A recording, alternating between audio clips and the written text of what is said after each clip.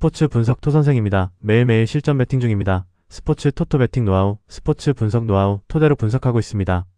항상 좋은 결과 목표로 좋은 건 공유하겠다는 마음으로 뉴스 자료 실시간 체크 후 댓글 링크에 공유하고 있습니다.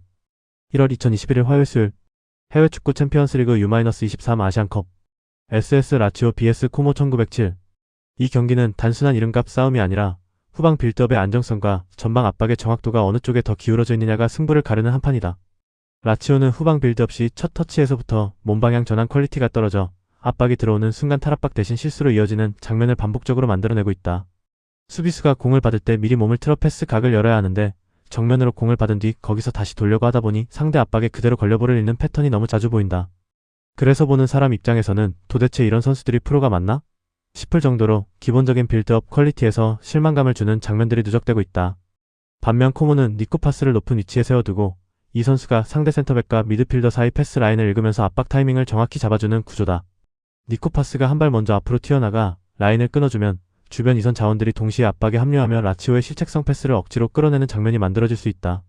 라치오가 후방에서 볼을 돌리다 방향 전환에 실패하거나 터치가 길어지는 순간 그 공을 코모가 높은 위치에서 가로채고 곧바로 니코 파스를 거쳐 두비카스와 헤수스, 로드리게스로 이어지는 공격 전환이 이어질 가능성이 크다. 특히 헤수스 로드리게스는 역습 상황에서 측면 라인을 순식간에 파고들 수 있는 스피드를 갖추고 있어 라치오 풀백의 뒷공간과 수비 전환 속도에 큰 부담을 줄 수 있다. 두비카스는 박스 안에서 수비수 사이를 파고드는 움직임으로 마무리를 책임지기 때문에 라치오가 후방 빌드업 단계에서 볼을 잃는 순간마다 박스 근처에서 실점 위기를 맞을 수 있는 구도가 그려진다.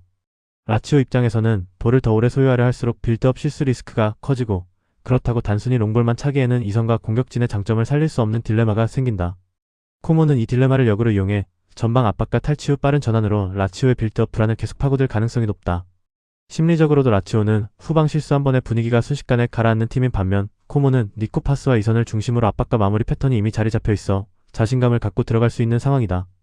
결국 빌드업 방향 전환이 계속 무너지는 쪽과 압박 타이밍을 읽고 실수를 강제로 끌어내는 쪽의 대결이라는 점에서 경기 내용과 결과 모두 코모 쪽으로 기울어질 시나리오가 더 선명하다. 일라치오는 후방 빌드업에서 기본이 되는 첫 터치와 방향 전환이 흔들리면서 강한 전방 압박을 만날 때마다 스스로 위기를 자초하는 경기 운영을 반복하고 있다. 반면 코모는 니코 파스를 축으로 전방 압박 타이밍을 정확히 가져가고 두비카스와 헤수스 로드리게스의 움직임을 활용해 탈취 직후 찬스를 득점으로 연결하는 루트를 정교하게 준비해둔 팀이다. 종합하면 이 경기는 라치오의 실수와 코모의 압박 전환 디테일이 맞물리며 코모가 내용과 스코어 모두에서 우위를 가져갈 가능성이 높은 매치업으로 보는 편이 합리적이다. 승부 예측 배팅 강도 승무패 라치오패 강추 핸디패 추천 언더오버 추천 브라이턴 앤드 호브 앨비언 vs 본머스. 이 경기는 기본적으로 브라이튼의 콤팩트한 전방 연계와 측면 돌파가 본머스의 허술한 수비 라인을 얼마나 효율적으로 찢어내느냐의 싸움이다. 브라이튼은 루터가 하프 스페이스까지 내려와 공을 이어주고 고메즈가 한 번의 방향을 바꾸며 미토마가 사이드에서 1대1을 승부 보는 패턴이 이미 자리 잡혀 있다. 이 과정에서 미토마가 왼쪽에서 수비수를 끌어당기면 상대 수비 라인이 자연스럽게 한쪽으로 쏠리고 반대 공간이나 박스 안 세컨 라인 침투가 동시에 열리는 구조가 만들어진다. 본머스는 이 상황에서 박스 안 막힘과 세컨볼 처리 모두가 불안한 편이라 한 번, 두 번 막아내더라도 세 번째, 네 번째 상황에서 결국 실점으로 이어질 확률이 높다. 40실점, 경기당 1.90 실점이라는 숫자 자체가 수비 라인의 한계를 말해주고 있기 때문에 미토마를 중심으로 한 브라이튼의 콤팩트한 연계 플레이를 90분 내내 버티기란 현실적으로 쉽지 않은 과제다. 게다가 본머스는 이번 시즌 유독 원정에서 경기력이 크게 떨어지는 경향이 강해 킥오프부터 심리적으로 한 발 물러선 상태로 시작할 가능성도 무시할 수 없다. 초반 실점에 대한 두려움 때문에 라인을 과도하게 내리면 브라이튼의 볼점유와 하프 스페이스 침투를 오히려 더 편하게 허용하는 그림이 나올 수 있다. 반면 브라이튼은 홈의 분위기와 점유 기반 전술을 등에 업고 루터와 미토마, 고메즈를 축으로 경기를 천천히 자기 템포로 끌고 갈 수 있는 여유를 가진 쪽이다. 그래서 브라이튼 입장에서는 초반부터 지나치게 무리할 필요 없이 미토마 쪽에서 1대1 돌파와 컷백 상황을 꾸준히 만들면서 본머스 수비 라인의 실수를 기다리는 운영을 선택해도 충분하다. 한번 스코어가 열리면 본머스의 원정 멘탈과 수비 집중력이 동시에 흔들리면서 라인 간격이 더 무너질 수 있고 이때부터는 브라이튼의 추가 득점 가능성도 더 높아진다. 결국 수비 조직력, 전술 완성도, 홈원정 심리까지 모두 고려했을 때 이 경기는 브라이튼 쪽으로 경기가 풀릴 가능성이 더 크다는 그림이 자연스럽게 그려진다. 일브라이튼은 루터의 연계와 고메즈의 전진 성향, 미토마의 측면 돌파를 중심으로 전방에서 다양한 패턴을 만들어낼 수 있는 팀이다. 반면 본머스는 수비 라인 조직력과 원정 경기 멘탈에서 모두 약점을 드러내고 있어 브라이튼의 콤팩트한 연계와 사이드 돌파를 버티기보다는 어느 순간 무너질 가능성이 더 높다. 종합하면 이 경기는 브라이튼이 홈에서 경기 내용을 주도하며 승리까지 가져갈 확률이 높은 매치업으로 정리할 수 있다.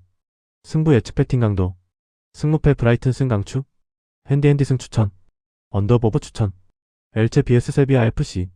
이번 매치는 인버티드 풀백을 활용해 중원의 숫자 우위를 만드는 엘체와 3백 기반의 3-4-3으로 전방 압박과 전환을 노리는 세비야의 전술 싸움이라는 점에서 시작부터 상성이 뚜렷하게 드러나는 경기다. 엘체는 수비 시에는 4-1-4-1 구조로 촘촘하게 라인을 세우다가 공을 잡는 순간 야고 산티아고와 헤르만 발레라가 안쪽으로 좁혀 들어와 아구아도와 함께 미드필더 라인을 두텁게 만드는 장면을 자주 만들어낼 것이다. 이렇게 되면 미드필더 숫자 싸움에서 자연스럽게 우위를 점하게 되고, 그래서 엘체는 볼 점유를 안정적으로 늘리면서도 세비야의 더블 피벗 주변을 둘러싸며 전방 압박까지 동시에 걸어 넣을 수 있는 구조가 완성된다. 세비야 입장에서는 이삭 로메로와 페쿠의 페르난데스를 활용해 전환 상황에서 한 방을 노릴 수 있지만, 중원에서 계속 수적 열세를 허용하면 공을 탈취한 뒤에도 전진 패스를 선택할 여유가 줄어들 수밖에 없다. 소우가 혼자 넓은 구역을 커버해야 하는 시간이 길어지면 압박 타이밍은 점점 늦어지고 엘체 미드필더들의 탈압박과 방향 전환에 끌려다니는 구간이 늘어날 가능성이 크다. 엘체는 풀백이 안으로 들어오고 윙 자원이 폭을 유지하는 스위칭을 반복하면서 세비야의 윙백을 바깥으로 묶어두고 3백 앞중앙의 넓은 통로를 만들어내는 패턴을 노릴 것으로 보인다. 이 통로에서 아구아도와 이선 미드필더가 전방을 향해 전진 패스를 꽂아 넣으면 세비야 3백은 라인을 끌어올리기도 그대로 물러서기도 애매한 상황에 자주 놓이게 된다. 세비야가 라인을 높게 가져가면 엘체는 하프 스페이스를 파고드는 침투와 사이드에서 안으로 꺾어 들어오는 드리블로 뒷공간을 공략할 수 있고, 라인을 내리면 박스 앞에서 엘체의 점유와 슈팅 시도가 계속 이어지는 구도가 만들어진다. 게다가 세비야는 이번 시즌 내내 원정에서 유독 불안한 수비 조직과 집중력을 보여주고 있기 때문에 이런 구조적인 문제점이 단기간에 해결되기는 쉽지 않아 보인다. 엘체 입장에서는 초반부터 중원 점유를 확실히 잡고 세비야를 자기 진영 깊숙이 묶어두면서 좌우 스위칭과 인버티드 풀백의 유기적인 움직임으로 수비 블록을 흔드는 데 집중하면 된다. 세비야가 전환 상황에서 한두 번 정도는 위협적인 장면을 만들 수 있겠지만, 볼 점유와 구역 점령 싸움에서 계속 밀린다면 시간이 지날수록 라인 유지가 무너지고 파울과 클리어링에만 의존하는 시간이 길어질 공산이 크다. 결국 이 경기는 누가 중원을 더 오래 지배하느냐의 싸움이자, 인버티드 풀백을 통해 미드필더 숫자 우위를 만들어낼 수 있는 엘체에게 좀 더 유리한 구조라고 볼 수 있다. 세비야의 원정 부진과 3백의 하프 스페이스 커버 문제까지 겹친다면 후반으로 갈수록 흐름은 점점 더 엘체 쪽으로 기울 확률이 높다. 이렐체는 올 시즌 인버티드 풀백과 미드필더 라인 스위칭을 통해 점유를 가져가는 경기 운영을 완성해가고 있고, 이런 스타일은 3백과 윙백 사이 간격이 흔들리는 상대에게 특히 까다롭게 작용한다. 세비야는 여전히 개인 기량이 좋은 자원을 보유하고 있지만 원정에서의 수비 조직력과 라인 유지 문제가 해결되지 않은 채 반복되고 있다는 점에서 90분 내내 안정감을 기대하기는 어렵다. 그래서 이번 라운드는 엘체가 중원에서부터 흐름을 틀어지고 세비야의 원정 약점을 파고들며 승점 3점을 노려볼 만한 구도로 보는 편이 합리적인 선택이다. 승부 예측 배팅 강도, 승무패 엘체 승 강추, 핸디 승 추천, 언더 추천. 일본 vs 대한민국. 이 경기는 볼 점유율을 통해 경기를 설계하려는 일본과 4-5-1 블록으로 버티며 역습 한 방을 노리는 대한민국의 구조적 대결이다. 일본은 볼이 위치해 있는 주변 지역에 최대한 많은 선수를 배치해 수적 우위를 선점하고 짧은 패스 순환으로 자연스럽게 점유율을 높여가는 전술을 통해 최근 꾸준히 성과를 내고 있다. 이렇게 국지적인 수적 우위를 반복적으로 만들다 보면 상대는 계속해서 볼을 따라다니며 압박거리를 소화해야 하기에 시간이 지날수록 체력 소모가 눈에 띄게 커질 수밖에 없다. 대한민국은 한번 볼을 따냈을 때 백가운과 강성진을 활용한 역습 전개로 균형을 맞추려 하겠지만, 탈압박 이후 두세 번의 패스를 안정적으로 이어가지 못하면 다시 수비 블록을 재정비해야 하는 악순환이 생길 수 있다. 반면 일본은 누아디케를 축으로 박스 안을 지배하면서 요코야마와 오제키가 하프 스페이스에서 연계와 슈팅을 번갈아 시도할 수 있어 점유만 하는 팀이 아니라 실질적인 마무리 능력까지 갖춘 포제션 팀이다. 시간이 흐를수록 볼을 오래 소유하는 팀이 자신들에게 유리한 구간을 더 많이 만들 가능성이 크고, 쫓아다니는 쪽은 압박 횟수와 왕복 거리가 겹치면서 후반의 체력과 간격 관리에서 흔들릴 여지가 커진다. 여기에 후반 교체 카드로 대기 중인 코이즈미가 빠른 순간 스피드를 활용해 하프 스페이스를 파고드는 장면이 더해지면 수비 라인이 한 번만 흔들려도 곧바로 실점 위기로 직결될 수 있는 그림이다. 종합적으로 보면 점유율을 중심으로 경기를 설계하는 능력과 교체 스쿼드의 스피드, 하프 스페이스 침투 패턴까지 감안했을 때 시간이 지날수록 전체 흐름이 일본 쪽으로 기울어질 가능성이 높다. 1위 경기는 한마디로 볼을 오래 가진 팀이 모든 것을 가져가는 구도에 가깝다. 일본은 볼 주변 수적 우위와 안정적인 패스 순환, 그리고 교체 카드의 스피드까지 더해 후반으로 갈수록 경기 리듬을 자기 쪽으로 당겨올 수 있는 조건을 갖추고 있다. 반면 대한민국은 블록 수비와 역습 한 방에 기대해야 하는 만큼 시간이 지날수록 체력 간격 관리에서 생기는 미세한 흔들림이 실점으로 이어질 가능성이 높아 보이는 승부다. 승부 예측 배팅 강도, 승무패 일본 승 강추, 핸디 승 추천, 언더버버 추천. 1월 21일 수요일, 베트남 vs 중국. 이 경기는 기술이나 이름값보다 토너먼트 강행군 속에서 체력과 응집력이 어느 쪽에 더 남아있느냐가 핵심이다. 베트남은 UAE전에서 전후반 90분 안에 승부를 정리하면서 회복과 준비에 상대적으로 여유가 있었고, 이번 경기에서 100% 퍼포먼스를 끌어올릴 수 있는 조건이 갖춰져 있다. 그래서 응우엔타이 선을 축으로 수비 블록 앞에서 전환 타이밍을 잡고 응욱미와 레파시 측면과 뒷공간을 동시에 노리는 구조를 경기 초반부터 반복적으로 시험해 볼 수 있다. 반면 중국은 우즈베키스탄과 120분 승부차기까지 치른 직후라 체력적으로 방전된 상태에서 또 한 번 고강도 경기를 치러야 하는 상황이다. 축구는 결국 체력이 바닥나면 압박 타이밍도 늦어지고 라인 간 간격도 벌어지고 세컨드 경합에서도 반발씩 늦을 수밖에 없다. 이 흐름이 누적되면 베트남의 5-4-1 구조는 수비 시에는 5백으로 안정감을 유지하고 공을 잡았을 때는 응우엔 레팟의 침투를 앞세운 단순하지만 효율적인 역습 루트로 이어지기 쉽다. 중국이 초반에는 정신력으로 버티며 라인을 유지하겠지만 시간이 지날수록 미드존 압박 강도와 회복 스프린트 속도가 눈에 띄게 떨어질 가능성이 크다. 그 순간 베트남 중원이 볼 점유 비율과 두 번째 볼 회수에서 우위를 점하게 되면 자연스럽게 박스 근처에서의 슈팅 볼륨도 베트남 쪽이 많아질 수밖에 없다. 그러면서도 베트남 역시 토너먼트 특성을 알고 있기 때문에 무리하게 많은 숫자를 올려놓기보다는 라인 간격 유지와 위험 관리에 신경 쓰는 안정적인 경기 설계를 가져갈 공산이 크다. 결국 이 경기는 누가 더 잘 뛰냐를 넘어 누가 더 오래 같은 템포를 유지할 수 있느냐의 싸움이고 그 부분에서 베트남이 훨씬 유리한 출발선에 서 있다고 보는 편이 자연스럽다. 1, 2번 매치는 스코어를 크게 벌리는 화려한 경기라기보다는 체력과 응집력을 앞세운 쪽이 묵직하게 승부를 가져가는 타입에 가깝다. 베트남은 이미 전 경기에서 보여준 라인 유지력과 전환 속도를 그대로 이어갈 수 있는 체력 여유가 있고 이를 바탕으로 안전하게 경기 흐름을 통제할 그림을 그릴 수 있다. 반면 중국은 직전 경기의 피로도가 수비 집중력과 전방 압박 강도에 그대로 영향을 줄 수밖에 없어서 전체적인 경기 설계와 완성도에서는 베트남 쪽으로 저울이 기운다고 판단된다. 승부 예측 배팅 강도. 승무패 베트남 승 강추. 핸디핸디 승 추천. 언더브 언더 추천. 카이라트 vs 클럽 브리의 KV. 이번 경기는 단순히 한 팀의 공격력과 다른 팀의 수비력을 맞붙이는 그림이 아니라 직선적인 전개와 짧은 패스 네트워크가 정면으로 부딪히는 상성 싸움에 가깝다. 카이라트 알마티는 호르지뉴에게 빠르게 공을 투입해 뒷공간을 노리는 직관적인 공격 루트를 선호하고 그로미코가 하프 스페이스에서 왼발을 활용해 슈팅과 라스트 패스를 동시에 노리면서 공격의 날을 세운다. 타팔로프가 중원에서 볼을 따낸 뒤 곧바로 전방으로 찔러 넣는 한 방은 언제든지 위협적이지만 그만큼 조직적으로 라인이 한 번에 전진하는 패턴이라 전환 수비에서의 리스크가 함께 커진다. 반면에 클럽 브리에는 후방에서부터 짧은 패스 네트워크로 압박을 풀어낸 뒤 중앙에서 탈압박 후 빠르게 전환되는 패스 연계를 통해 상대 블록을 조금씩 벌리는 방식을 택한다. 반 제이르는 압박이 들어오는 순간에도 한 템포 더 버티고 각도가 열리는 방향으로 전환 패스를 선택해 상대 수비 라인의 시선을 계속 흔든다. 여기에 간델만이 전방 중원을 왕복하며 패스 길을 열어주고 맥스딘이 라인 사이에서 움직이며 수비수들을 끌어내면 카이라트의 더블 볼란치와 수비 라인 사이 공간은 자연스럽게 넓어질 수밖에 없다. 카이라트는 홈이라는 이점을 바탕으로 초반부터 강하게 압박을 걸어볼 것이지만 중앙에서 한번 탈압박을 허용하는 순간 클럽 브리의 짧은 패스 네트워크는 곧바로 이선과 측면까지 연결된다. 그래서 전반 중반 이후부터는 카이라트의 압박 타이밍이 조금씩 느려지고 라인 간 간격이 벌어지는 장면이 늘어날 가능성이 높다. 클럽 브리의 입장에서는 굳이 롱패스로 한 방을 노릴 필요 없이 짧은 패스로 라인을 끌어올린 뒤 박스 앞에서 맥스딘과 반 제이르, 간델만이 주고받으며 슈팅 각을 만들어가는 쪽이 훨씬 효율적인 선택이다. 카이라트가 전방에서 한번 위협적인 찬스를 만들 수는 있겠지만 시간이 흐를수록 볼 점유와 박스 앞 터치수 그리고 세컨볼 회수율은 클럽 브리의 쪽으로 기울어질 그림이다. 특히 세트피스 이후 두 번째 볼 처리에서 카이라트가 불안한 모습을 보이는 편이라 클럽 브리에가 코너킥과 프리킥 상황에서도 세컨볼 슈팅 기회를 여러 차례 잡을 수 있다. 그럼에도 불구하고 단판 승부 특성상 변수는 늘 존재하지만 짧은 패스 네트워크와 중앙 탈압박, 라인 유지력 측면에서만 보면 양 팀의 완성도 차이는 분명히 드러난다. 결국 이 경기는 어느 쪽이 더 많이 달릴 수 있느냐보다 어느 쪽이 더 오래 안정적으로 패스를 이어가느냐가 핵심인데 그 부분에서 클럽 브리 쪽에 무게를 두는 것이 자연스럽다. 일카이라트 알마티는 홈의 에너지와 직선적인 전개로 초반 기세를 노려볼 수 있지만 압박이 풀리는 순간마다 라인 간 간격이 벌어지는 약점이 다시 고개를 들 수 있다. 반면에 클럽 브리에는 짧은 패스 네트워크와 중앙 탈압박을 통해 경기 흐름을 차분하게 가져가며 시간이 갈수록 중원과 박스 앞 지배력을 넓혀갈 수 있는 팀이다. 전술 밸런스와 전개 완성도 그리고 전환 속도까지 종합하면 이번 매치는 클럽 브리에가 안정적으로 스코어를 만들어갈 가능성이 높은 승부라고 판단된다. 승부 예측 배팅 강도. 승무패 카이라트 알마티패 강추. 핸디패 추천. 언더버버 추천. FK 보데글림트 vs 맨체스터 시티. 이 경기는 한마디로 유럽 정상급 전력과 챔피언스리그 무대 경험을 가진 팀이 리그에서는 강하지만 유럽 상위권 기준으로는 한 단계 아래에 있는 팀을 상대로 얼마나 일방적인 흐름을 만들어갈 것인가의 문제에 가깝다. 보데글림트는 리그에서 공격적인 성향을 앞세워 상대를 몰아붙이는 축에 속하지만 맨시티를 상대로는 라인을 올렸다가는 뒷공간과 하프 스페이스를 동시에 내어주는 자살행위에 가깝기 때문에 현실적으로는 4-5-1 블록을 깊게 내리고 버티는 선택을 할 수밖에 없다.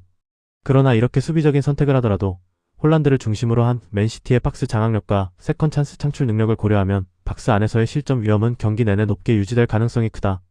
맨시티는 초반부터 점유율을 완전히 장악한 뒤 베르나르두 실바가 중원에서 리듬을 치고 필 포든이 하프스페이스와 박스 안쪽을 번갈아 오가며 수비 라인의 균형을 흔드는 그림을 준비할 것이다. 보데글림트는 수비 블록을 두텁게 세워도 포든의 박스 안 침투와 홀란드에 대한 더블 마킹을 동시에 케어해야 해서 순간적으로 마크가 풀리는 선수들이 필연적으로 발생할 수밖에 없다. 그 과정에서 하우게와 호그는 수비 가담에 에너지를 많이 쏟게 되고 탈압박 이후 역습 전개에 투입할 체력과 집중력이 서서히 떨어질 가능성이 높다. 반면 맨시티는 볼을 오래 소유하면서도 필요할 때는 측면 전환과 땅볼 크로스, 세컨 찬스 슈팅까지 다양한 루트로 상대 골문을 두드릴 수 있어 단순 점유가 아니라 실제 득점 기대값에서도 확실한 우위를 점할 수 있는 팀이다. 체력 면에서도 보데글림트는 90분 내내 수비에 쫓기며 라인 안쪽에서 버티는 시간이 길어지면 후반 중반 이후 다리 무거움과 집중력 저하가 겹치면서 작은 실수가 치명적인 실점으로 이어질 공산이 크다. 객관적인 전력차뿐 아니라 챔피언스리그라는 무대에서 이미 검증된 맨시티의 경험과 디테일, 교체 자원의 깊이까지 감안하면 이 매치는 얼마나 큰 스코어 차이로 끝날지가 더 현실적인 화제에 가까운 경기라고 봐도 무리가 없다. 그래서 보데글림트는 초반부터 실점만 늦추는 방향에 집중할 가능성이 높고 맨시티는 전반에 한두 번 흐름을 잡아두고 난 뒤 후반의 경기 템포를 조절하며 여유있게 마무리하는 시나리오에 가까운 흐름을 준비할 것이다. 그럼에도 보데글림트가 한두 번 역습이나 세트피스 기회를 잡을 수는 있지만 전체적인 슈팅 볼륨과 박스 점유 시간을 놓고 보면 맨시티가 압도적인 수치를 가져갈 가능성이 높다. 종합적으로 보면 이 경기는 단순히 이변을 논하기보다는 맨시티가 어느 구간에서 승부의 세기를 박을지 그리고 보데글림트가 몇 분까지 스코어를 버티느냐가 관전 포인트에 더 가까운 매치업이다. 1위 매치는 냉정하게 말해 같은 챔피언스리그 무대에 서 있다고 해서 같은 레벨의 팀이라고 보기는 어려운 구도다. 보데글림트는 리그에서는 충분히 경쟁력 있는 팀이지만 맨시티가 보여온 챔피언스리그 기준의 경기력과 디테일을 감안하면 90분 내내 수비에 몰리며 버티다가 결국 라인이 무너질 가능성이 더 높다. 홀란드와 필 포든, 베르나르두 실바가 이끄는 공격 전력이 제대로 가동되는 순간 이 경기는 맨시티가 경기 흐름과 스코어를 모두 가져가는 결과로 귀결될 확률이 높은 승부다. 승부 예측 배팅 강도. 승무패 보데글림트 패 강추. 핸디핸디 패 추천. 언더보버 추천. FC 코펜하겐 vs SSC 나폴리. 이 매치는 코펜하겐이 두 줄 수비로 버티면서 역습 타이밍을 엿보느냐 아니면 나폴리가 라인 사이를 파고드는 박스투박스 움직임으로 수비 블록을 무너뜨리느냐의 싸움이다. 코펜하겐은 옐루누시의 왕성한 활동량과 클렘의 안정적인 연결 능력에 기대어 중원을 버티려 하겠지만 중원과 수비 라인 사이 공간 관리가 흔들리는 순간 경기 흐름이 한 번에 기울 수 있다. 나폴리는 맥토미니와 노아, 랑이 최후방 수비 라인과 최전방 공격 라인 사이에서 계속 위치를 바꿔가며 움직일 것이고 이 두 선수의 박스투박스 패턴이 호일룬에게 결정적인 패스를 공급하는 장면이 반복될 가능성이 높다. 특히 페널티 박스 주변에서 맥토미니가 세컨볼을 회수하거나 노아 랑이 드리블로 수비를 끌어당기는 순간 코펜하겐 수비수들은 라인 유지와 슈팅 차단 사이에서 선택을 강요받게 된다. 코펜하겐은 덴마크 리그에서도 박스투박스 빌드업을 메인 전략으로 사용하는 팀들을 상대로 수비 블록 앞뒤 간격이 벌어지며 위기를 허용하는 패턴이 드러난 바 있다. 그래서 오늘 경기에서도 비슷한 타입의 전술을 들고 나오는 나폴리를 상대로 전술 상성에서 불리한 흐름을 노출할 가능성이 적지 않다. 나폴리는 전반부터 중원 압박과 라인 사이 점유를 통해 점유율을 가져가고 호일룬의 움직임을 최대한 활용해 박스 안에서의 마무리 찬스를 여러 차례 만들어내려 할 것이다. 그럼에도 코펜하겐이 세트피스나 롱볼 한두 번으로는 위협적인 장면을 만들 수 있지만 전체적인 찬스 볼륨과 박스 근처 점유는 나폴리 쪽으로 더 무겁게 기울 공산이 크다. 특히 후반전 결정적 승부처 타이밍에 벤치가 교체 타이밍을 기가 막히게 잡아 공격 자원을 교체 투입하는 순간 경기 분위기가 한 번 더 나폴리 쪽으로 흔들릴 가능성이 농후하다. 시간이 지날수록 중원 싸움에서의 박스투박스 에너지와 교체 카드의 신선도가 코펜하겐과 나폴리 사이의 격차를 더 크게 벌려놓는 방향으로 작용할 수 있다. 1. 코펜하겐은 두 줄 수비와 역수비라는 분명한 색깔을 갖고 있지만 라인 사이 공간 관리와 박스 앞 압박 강도에서 한계를 드러내왔다는 점이 마음에 걸린다. 반면 나폴리는 맥토미니와 노아, 랑의 박스투박스 움직임, 그리고 호일룬의 박스 안 마무리 능력을 축으로 90분 내내 라인 사이를 찌르는 패턴을 유지할 수 있는 팀이다. 오늘 경기는 전술 상승과 교체 카드 운용, 중원 에너지까지 모두 합쳐봤을 때 나폴리가 경기 흐름을 주도하면서 승리를 가져갈 가능성이 더 높은 승부로 평가된다. 승부 예측 배팅 강도. 승무패 코펜하겐 패 강추. 핸디핸디 패 추천. 언더보버 추천. 올림피아코스 vs 레버쿠젠. 이 경기는 단순히 공격 숫자가 많은 쪽이 이길 경기라기보다는 측면과 하프 스페이스를 얼마나 효율적으로 찢어낼 수 있는지 그리고 그에 대한 대응력을 누가 더 갖춰놓았는지를 가늠하는 싸움이다. 올림피아코스는 엘카비의 골 결정력과 마르틴스의 돌파, 모우자키티스의 밸런스를 앞세워 한 방을 노릴 수 있다는 점에서 결코 만만한 상대는 아니다. 그래서 레버쿠젠 입장에서도 라인 컨트롤을 소홀히 하면 역습 한두 번의 분위기를 내줄 여지는 분명 존재한다. 하지만 구조적인 상승만 놓고 보면 레버쿠젠의 공격적인 3-4-3이 올림피아코스의 가장 취약한 지점을 정확히 겨냥하고 있다는 점이 부담으로 다가온다. 측면 풀백 뒷공간과 하프스페이스 수비 약점 및 레버쿠젠의 전형적인 공격 루트와 그대로 겹치기 때문이다.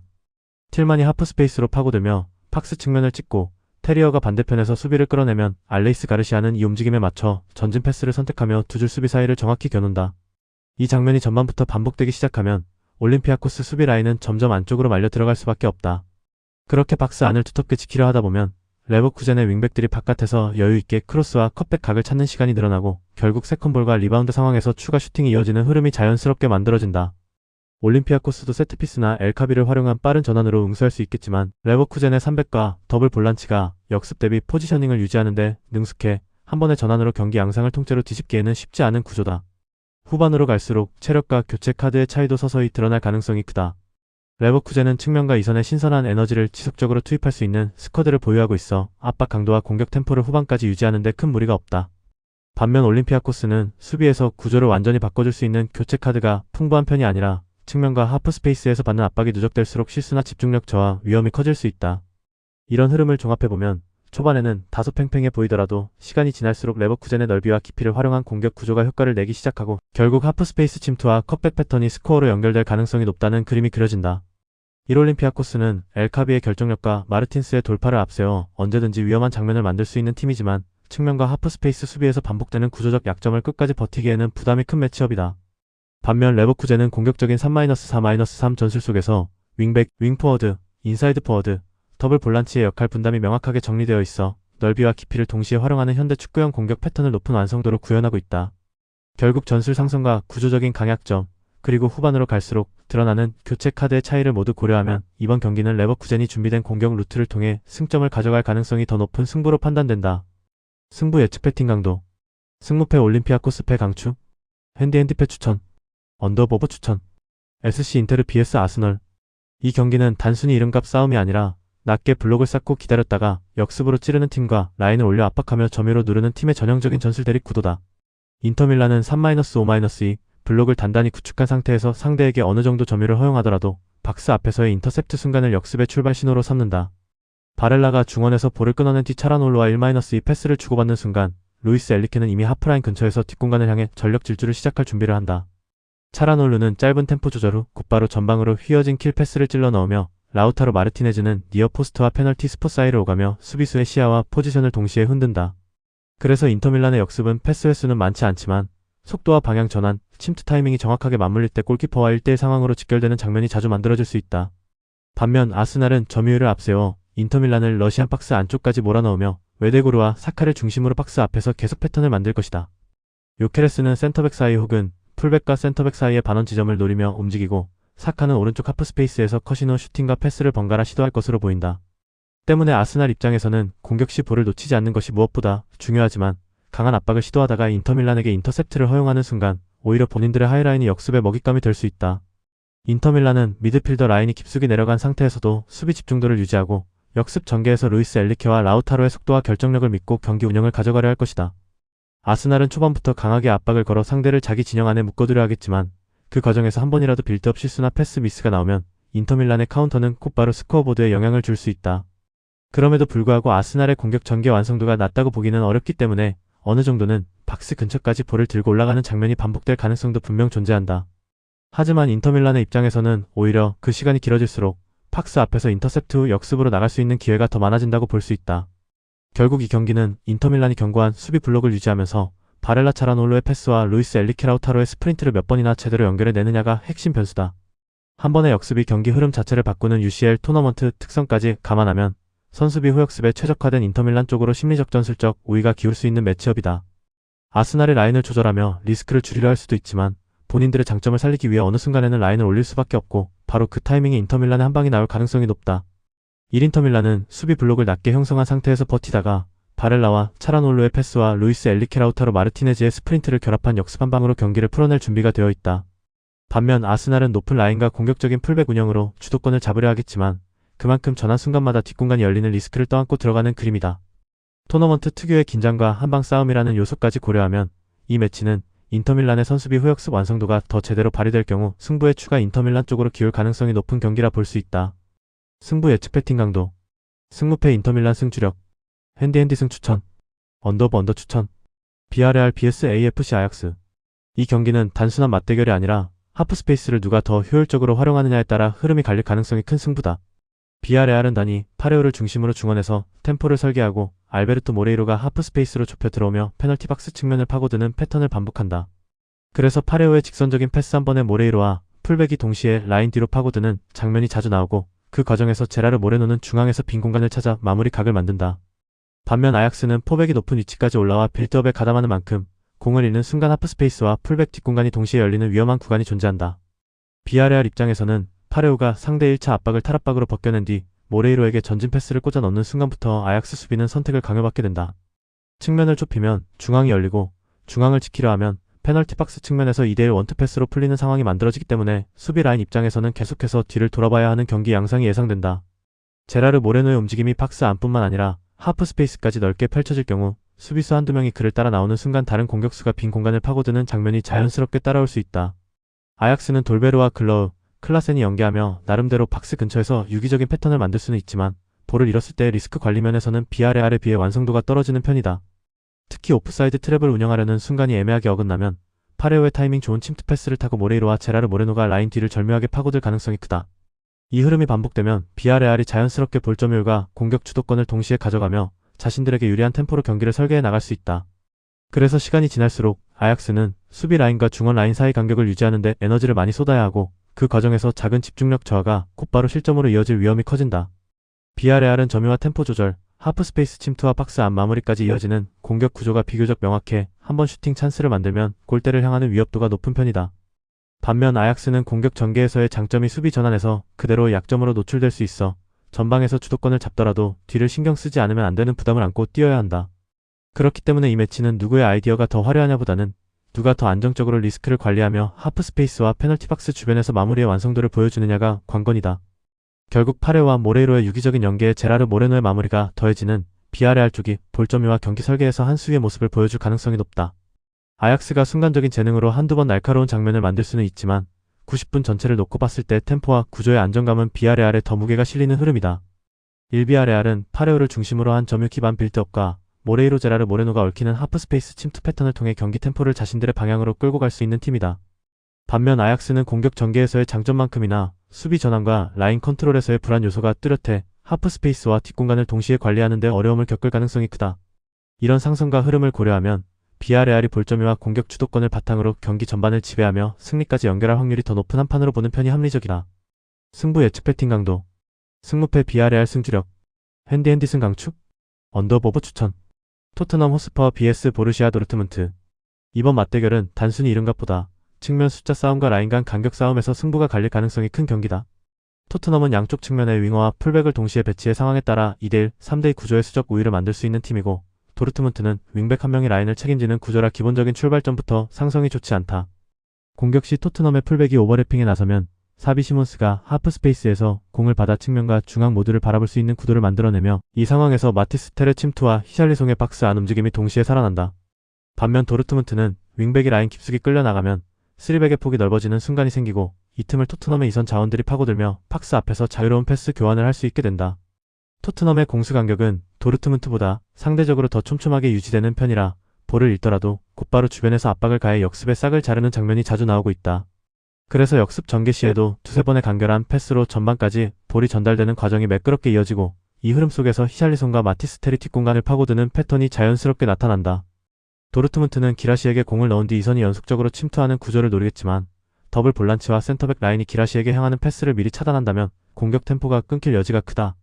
특히 3백이 측면으로 끌려 나갔을 때 반대 측면의 커버가 늦어지면 사비 시몬스가 방향 전환 한 번으로 경기장의 넓은 쪽을 살려내며 도르트문트 수비를 좌우로 흔드는 그림이 예상된다.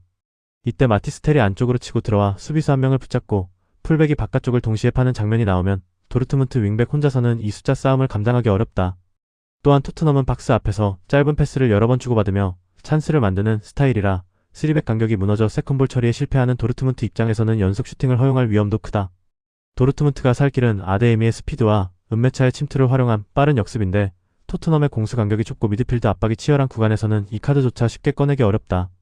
전반에는 도르트문트가 아직 체력이 남아있어 압박에 어느 정도 대응하겠지만 시간이 지날수록 측면에서의 커버링 속도와 라인 조정 능력에서 피로도가 쌓일 가능성이 높다. 후반 60분 이후에는 토트넘이 볼점유를 어느 정도 양보하면서도 역습 한판과 세트피스를 통해 경기 흐름을 쥐고 가는 그림이 더 자연스럽게 떠오른다. 결국 측면 숫자 싸움과 공수 간격 유지, 그리고 역습 전개 완성도에서 우위를 점하는 쪽이 이 경기를 가져갈 공산이 크며 이 모든 조건을 종합했을 때 토트넘 쪽 기대값이 더 높다고 볼 수 있다. 1토트넘은 4-2-3-1 구조 안에서 히샬리송 마티스, 텔사비 시몬스를 중심으로 측면과 중앙을 입체적으로 엮어가며 공수 간격을 조여놓은 상태에서 전환 속도를 살리는 축구를 보여주고 있다.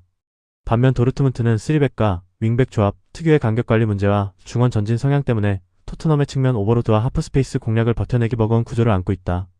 이런 전술적 상성과 경기 흐름을 종합하면 이번 맞대결은 토트넘이 주도권을 쥔 채 경기 리듬을 통제하며 승부를 마무리할 가능성이 더 높아 보인다.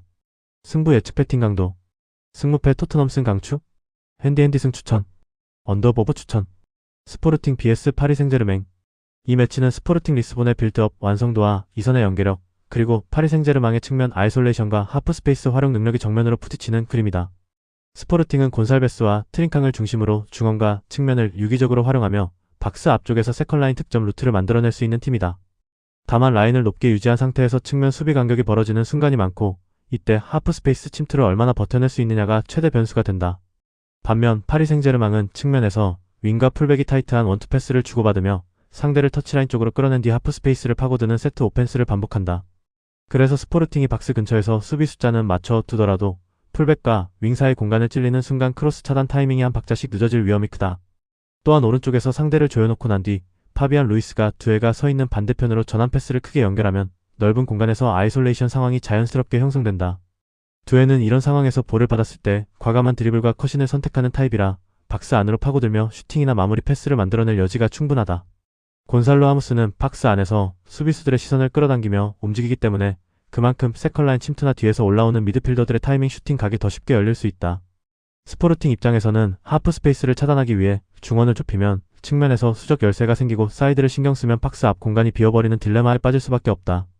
파리 생제르맹은 이 약점을 파고들기 위해 의도적으로 측면에서 짧은 패스를 여러 번 주고받으며 수비를 끌어낸 뒤 한 번의 전환 패스로 템포를 폭발시키는 그림을 노릴 가능성이 크다. 결국 경기 흐름은 파리 생제르맹이 측면과 하프 스페이스를 동시에 두드리며 XG를 꾸준히 쌓아가고 스포르팅은 간헐적인 역습과 세컨라인 슈팅으로 반격하는 구도로 흘러갈 공산이 크다. 시간이 지날수록 스포르팅의 사이드 수비 조직이 흔들리고 전환 상황에서의 커버 타이밍이 무너지는 장면이 반복된다면 파리 생제르맹이 후반에 추가골까지 노려볼 수 있는 시나리오다. 그래서 전술적 상성과 측면, 전개 패턴, 하프 스페이스 침투 완성도를 모두 감안하면 파리 생제르맹이 공격 기대값에서 분명한 우위를 점할 가능성이 높다. 스포르팅이 홈 분위기 속에서 버티더라도 한두 번의 측면 전환과 아이솔레이션 상황을 완벽하게 방어하지 못하면 결국 실점으로 연결될 수 있는 구조다. 이 경기는 작은 실수 하나가 곧바로 박스 안이기로 이어지는 매치업이며 그 위험 구간에서 더 많은 옵션을 가진 쪽이 스코어보드를 주도할 확률이 높다고 볼 수 있다. 1스포르팅은 곤살베스와 트링캉을 축으로 한 빌드업과 이선 마무리에서 분명한 장점을 갖고 있지만 사이드 수비 조직과 하프 스페이스 커버가 흔들리는 약점이 뚜렷하다. 반대로 파리 생제르맹은 윙과 풀백의 짧은 패스 연계, 하프 스페이스 침투, 그리고 두회 쪽으로 향하는 전환 패스까지 다양한 패턴으로 측면을 공략할 수 있는 팀이다. 때문에 전술적 상성과 공격 루트의 완성도를 모두 고려하면 이 매치는 파리 생제르맹이 측면과 하프 스페이스에서 만든 기회를 효율적으로 살려 승리 쪽으로 흐름을 가져갈 가능성이 높은 경기라고 볼 수 있다. 승부 예측 배팅 강도. 승무패 스포르팅 리스본 패 강추. 핸디패 추천. 언더보브 추천. 레알 마드리드 vs AS 모나코. 이 경기는 중앙에서 빌드업의 템포를 쥐고 흔드는 플레이메이커와 그 패스를 이어받아 측면과 하프 스페이스를 찢어버리는 윙세컨 스트라이커 조합이 만들어내는 공격 주도권 싸움이 핵심이다. 레알 마드리드는 주드 벨링엄의 전진 패스를 출발점으로 비니시우스와 호드리구가 좌우에서 동시에 수비 라인을 끊어먹는 구조를 이미 완성해 놓은 팀이다. 벨링엄이 라인 사이 공간에서 공을 잡는 순간 상대 미드필더와 수비수는 그를 압박하기 위해 자연스럽게 끌려나오게 되고 그 틈으로 비니시우스가 안쪽으로 치고 들어오거나 호드리구가 중앙으로 슬며시 포지션을 바꾸며 마무리 각도를 만든다. AS 모나코 입장에서는 이를 막기 위해 블록을 낮게 형성하고 수비 숫자를 충분히 두는 선택을 할 수밖에 없는데 그렇게 되면 전방으로 공을 연결해 반격을 시도하는 과정이 길어지고 역습 효율이 떨어지는 딜레마에 빠진다. 레알 마드리드는 이렇게 내려앉은 블록을 상대로도 벨링엄의 방향 전환 패스와 비니시우스의 1대1 돌파, 호드리고의 페네트레이션을 번갈아 사용해 수비 간격을 조금씩 벌려놓는 방식으로 압박을 가할 가능성이 높다. 한 번이라도 클리어링이 어설프게 나간다면 이선 자원들이 세컨볼에 먼저 반응해 다시 한번 슈팅 기회를 찾게 되고 AS 모나코는 같은 장면을 여러 차례 견뎌야 하는 부담을 떠안게 된다. 비에르트와 아클리오체, 골로빈 조합이 역습에서 보여줄 수 있는 한방은 분명 존재하지만 그 지점까지 공을 운반하기 위해서는 레알 마드리드의 전방 압박과 중원 탈압박을 먼저 뚫어야 한다는 전제가 필요하다. 현실적으로는 라인을 올려 압박을 시도하기보다는 수비 블록을 낮게 유지하며 버티는 선택을 할 가능성이 높은데, 이렇게 되면 비에르트가 전방에서 고립되고 이선 자원들의 지원도 늦어지면서 골 기대값이 떨어진다. 반면 레알 마드리드는 시간대별로 템포를 조절하며 전반에는 상대 체력을 빼놓고 후반에는 교체 자원을 투입해 공격 속도를 다시 끌어올리는 운영까지 가능하기 때문에 후반으로 갈수록 골문을 두드리는 횟수가 늘어날 여지가 크다. AS 모나코가 세트피스나 단발적인 역습에서 위협적인 장면을 한두 번 만들 수는 있겠지만 90분 전체의 점유율 슈팅 수위협적인 위치에서의 볼 소유 시간을 놓고 보면 레알 마드리드 쪽으로 무게가 실릴 수밖에 없는 매치업이다. 결국 이 경기는 벨링엄을 축으로 한 전진 패스와 비니시우스, 호드리고의 팍스 공략이 누적되면서 시간이 지날수록 레알 마드리드의 득점 기대값이 계속 쌓이는 흐름으로 흘러갈 가능성이 높다. 레알 마드리드는 벨링엄을 중심으로 비니시우스, 호드리고까지 연결되는 전방 구조가 완성 단계에 들어서 있어 강한 압박과 낮은 블록을 동시에 상대하면서도 꾸준히 찬스를 만들 수 있는 팀이다. AS 모나코는 현실적으로 라인을 내리고 버티는 시간이 길어질 수밖에 없는 매치업이라 전후반 내내 수비에 에너지를 쏟다가 후반 들어 뒷공간과 팍스 주변에서 실금이 갈 가능성이 크다. 전술 밸런스와 공격 완성도, 벤치 자원의 폭까지 모두 고려했을 때 이 경기는 레알 마드리드가 경기 흐름을 지배하며 승리로 가져갈 확률이 높은 그림이다. 승부 예측 배팅 강도.